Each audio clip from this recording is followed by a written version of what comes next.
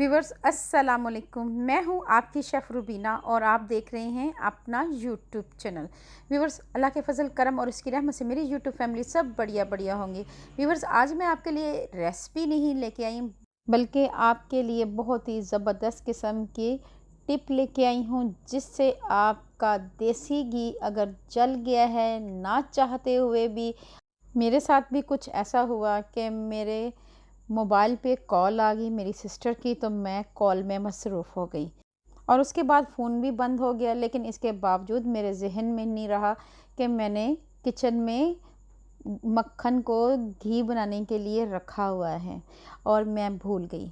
तो व्यूअर्स, आज आपको घी अगर ख़राब हो जाए, जल जाए और उसका कलर ख़राब हो जाए और इसके में स्मेल आए जले की, तो इसको कैसे ठीक किया जाता है, ये तमाम बातें आपके साथ शेयर करूँगी।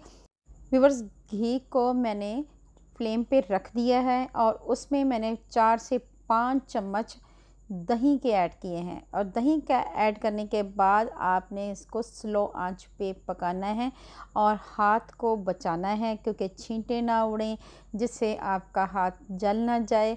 आपने तमाम एसओपीज़ को फॉलो करना है जिससे आपका हाथ ना जले। इसके साथ साथ आपने इसको अच्छी तरह बीट करना है ताकि दही जो है अंदर तक रच बच जाए। इससे ये होगा कि इसका कलर जो है बहुत ही अच्छा हो जाएगा, कलर वाइटिश में आ जाएगा। बहुत डार्क कलर हो चुका था, अब ये हल्का हल्का गोल्डन कलर आना शुरू हो जाए। मेरी आपसे हम्बल रिक्वेस्ट है, अगर आप मेरे चैनल पे नए आए हैं तो मेरे चैनल को कर लें जल्दी से सब्सक्राइब और बेल आइकन को ज़रूर प्रेस किया करें। इससे हमारी हौसला अफजाई होती है। फैमिली, फ्रेंड और रिश्तेदारों में लाजमी शेयर किया करें। अब हम इसमें चमचा चलाते जाएंगे और इसको स्लो आंच पे पकाएंगे। 4 से 5 मिनट के लिए इसको पकाएंगे। ज़्यादा बिल्कुल नहीं पकाना जब तक इसमें दही जल ना जाए।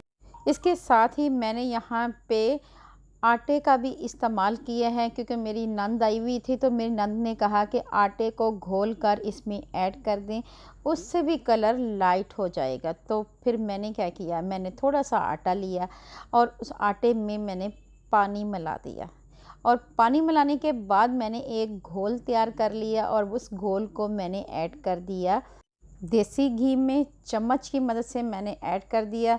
व्यूअर्स, थोड़ा थोड़ा करके मैंने ऐड कर दिया।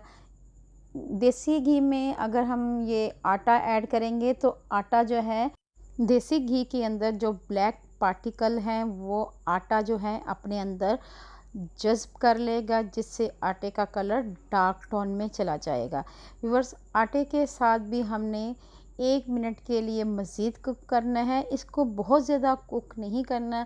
अगर हम बहुत ज़्यादा कुक करेंगे तो ये डार्क टोन में ही रहेगा। हमने इसे 1 मिनट से ज़्यादा कुक नहीं करना यहाँ पे। व्यूअर्स, अगर आपको ये मेरी रेमेडी अच्छी लगे तो फैमिली, फ्रेंड और रिश्तेदारों में लाजमी शेयर करें। 1 मिनट हो चुका है, अब हम फ्लेम बंद कर देंगे और इसको थोड़ा सा ठंडा करेंगे और ठंडा करने के बाद आप एक स्ट्रेनर लेंगे और स्ट्रेनर की मदद से तमाम देसी घी को आप छान लेंगे। व्यूअर्स, आप देख सकते हैं कि आटे का कलर और दही का कलर बहुत ज़्यादा डार्क हो गया है, येलोश हो गया है और आप देसी घी भी देख सकते हैं। माशाल्लाह ये अब बेहतर नज़र आ रहा है, गोल्डन हो चुका है। सुनहरी तो नहीं है, लेकिन ये डार्क गोल्डन अभी भी है, लेकिन ये पहले से कदरे बेहतर है। अब हम इसको इजीली इस्तेमाल कर सकते हैं अपने खानों में, पराठे में, आप जहाँ चाहें आप इससे इस्तेमाल कर सकते हैं।